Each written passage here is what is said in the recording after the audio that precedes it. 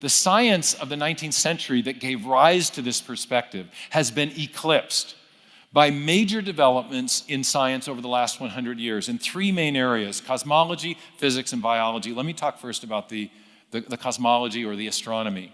The shift in this field starts in the 1920s.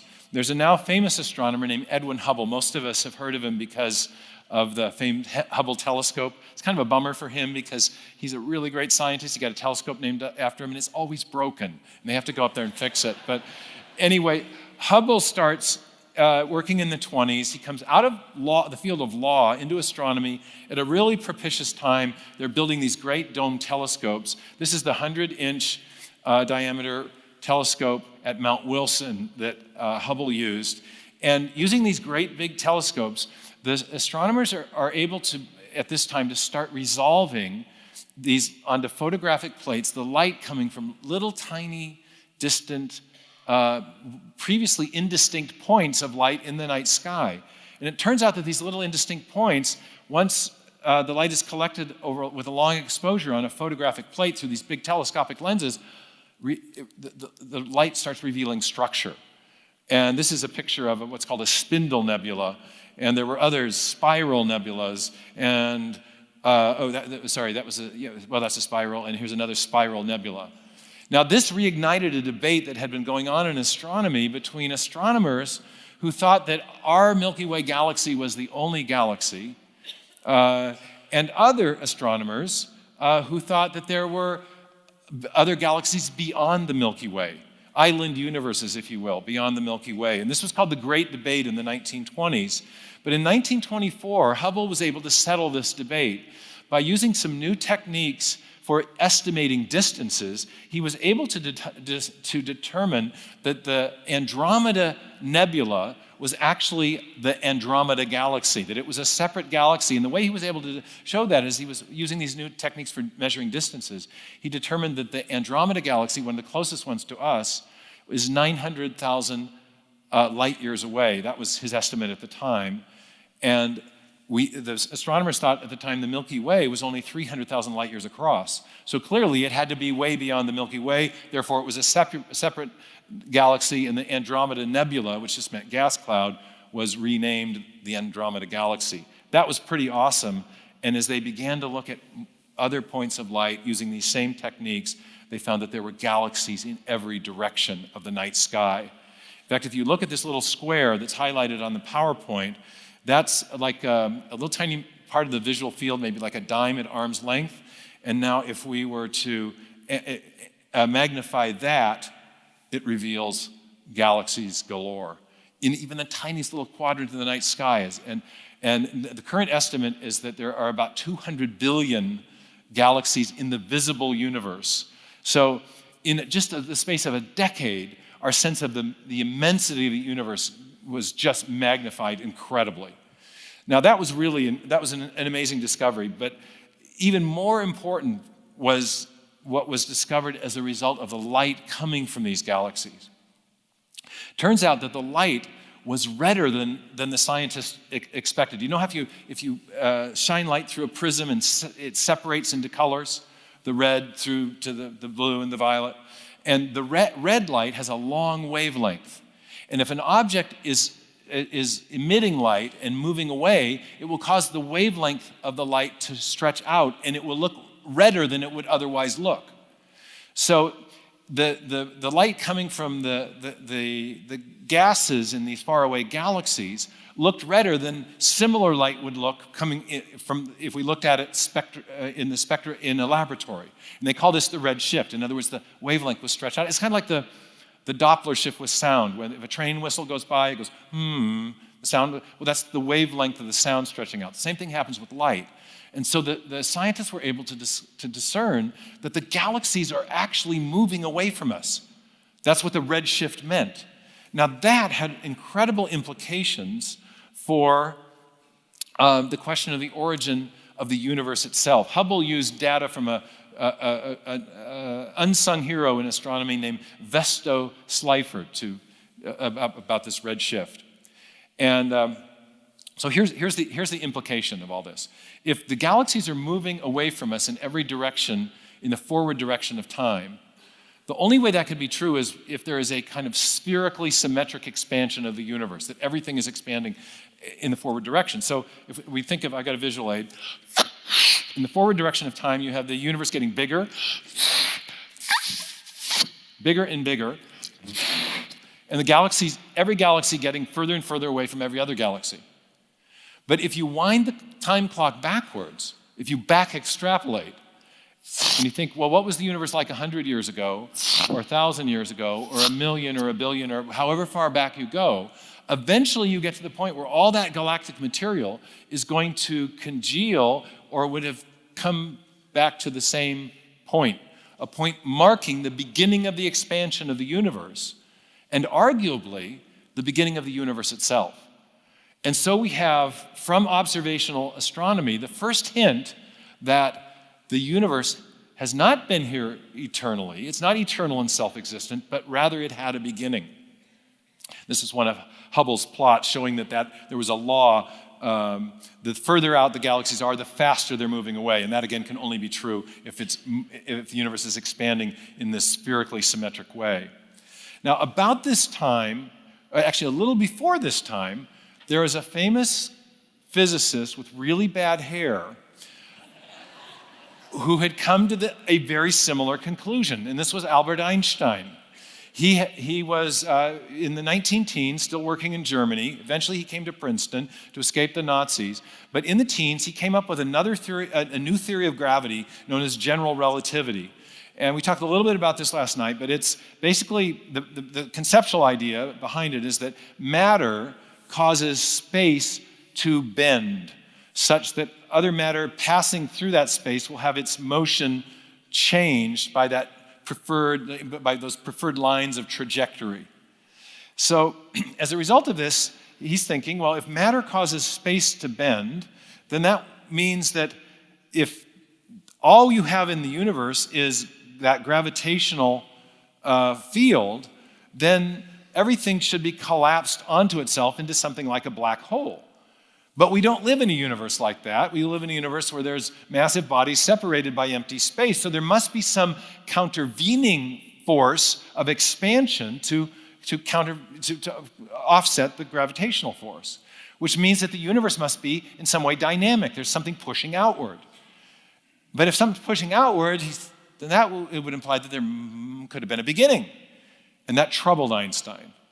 Because at this point in his career, it was different later, but at this point in his career, he was very much a scientific materialist. And so he posited something. It was kind of a fairly arbitrary conjecture on his part, but he proposed that this outward pushing force, which he called the cosmological constant, had exactly the right magnitude so that the outward push was exactly balanced by the gravitational pull, and you had a universe that was static, neither expanding nor contracting. It was kind of a contrived value that he assigned to this, but it worked to eliminate the idea of a beginning. And for a time, for him, that was a sigh of relief. But then in the 20s, other physicists started working with these equations, and they realized, that's pretty contrived, Einstein. That would be an incredible degree of fine-tuning to have that cosmological constant with exactly the value that you, Einstein, chose for it. The math allows a lot of other values that would imply, most other values would imply a dynamic universe. That's thing one. And then this amazing physicist, a Belgian Catholic priest named Father Lemaitre, is with Einstein at a conference in the 20s. And they're in a taxi cab ride going to the conference, and Lemaitre tells Einstein, first of all, your physics is contrived, the equations really suggest a dynamic universe, you know it and we know it, but also, have you heard about this redshift data that Hubble's working with out in California? Because it's showing that the dynamic expanding universe is really what the heavens have talked back, in effect.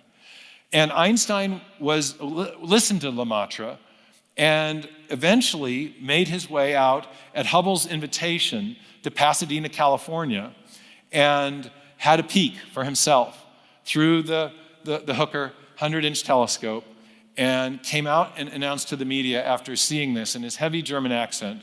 He came out and said, "I now see the necessity of a beginning."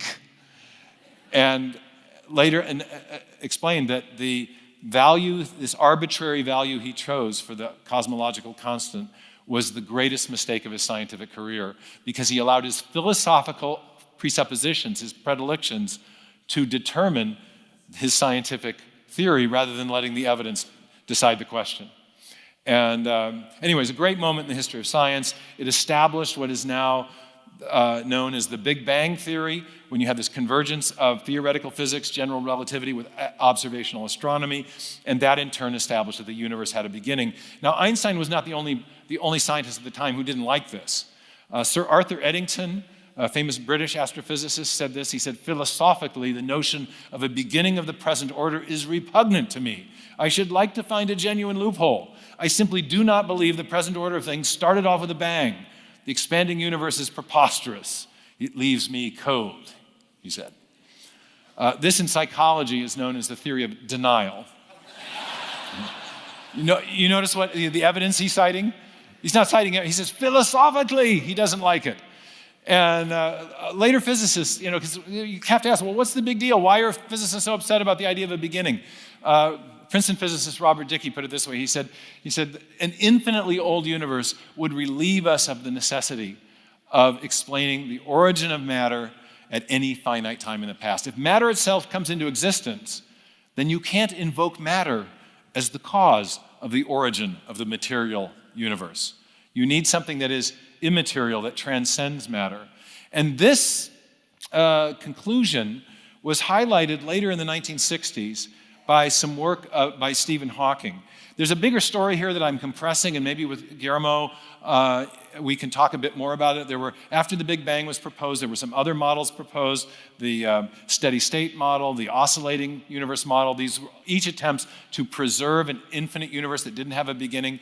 But one by one, as more observations of different kinds came online in astronomy, these were set aside as inadequate theories. And then in the mid-60s, there was an extraordinary development in theoretical physics. Stephen Hawking, you probably know of him, wonderful, inspiring figure. The physicist confined to a wheelchair with the ALS disease. When he's working as a PhD student, he's working on black hole physics. And he's aware of the way that matter causes the space to curve. And he begins to and that's what he's thinking, okay, that's what's going on with a black hole. There's so much matter, it's curved so tightly, you can't get anything out. But he starts to apply this idea to the universe, and he's realizing that as the universe is going forward in time, matter's getting more and more dispersed. But as you wind that clock backwards again in your mind's eye, you eventually get to the point where the matter is so tightly curved, or the matter is so densely compact that space is getting tighter and tighter, more tightly curved in its curvature, and eventually the mathematics, something called the field equations of general relativity, which he and Roger Penrose solved, imply that there is an infinite curvature at some point in the finite past. Now, an infinite curvature corresponds to zero spatial volume, and then you have to ask what we discussed last night, how much stuff can you put in no space? And the answer is, well, no things go in no space. And so this singularity theorem has this profoundly anti-materialistic implication.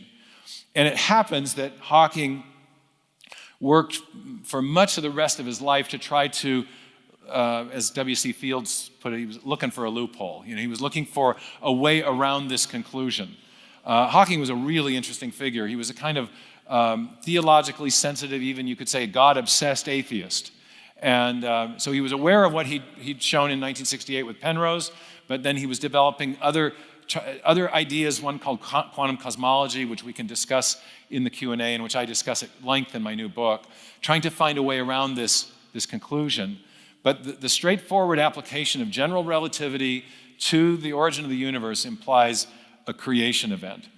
And we'll have a little quiz on these equations afterwards, but anyway, this is the idea. The curvature goes to an infinite, zero spatial volume. The astronomer Robert Jastrow said, this is an exceedingly strange development, unexpected by all but the theologians. He's writing in the 80s. And notice our starting point. Remember my starting point with Dawkins? He said that the universe is exactly as we should expect if there's nothing but blind, pitiless indifference.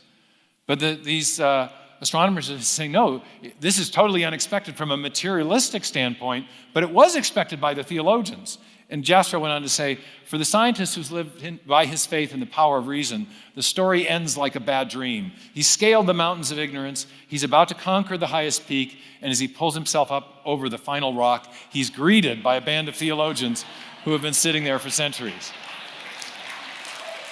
entirely expecting that the universe would have a beginning, because after all, in the biblical witness, you have the very first words are, in the beginning.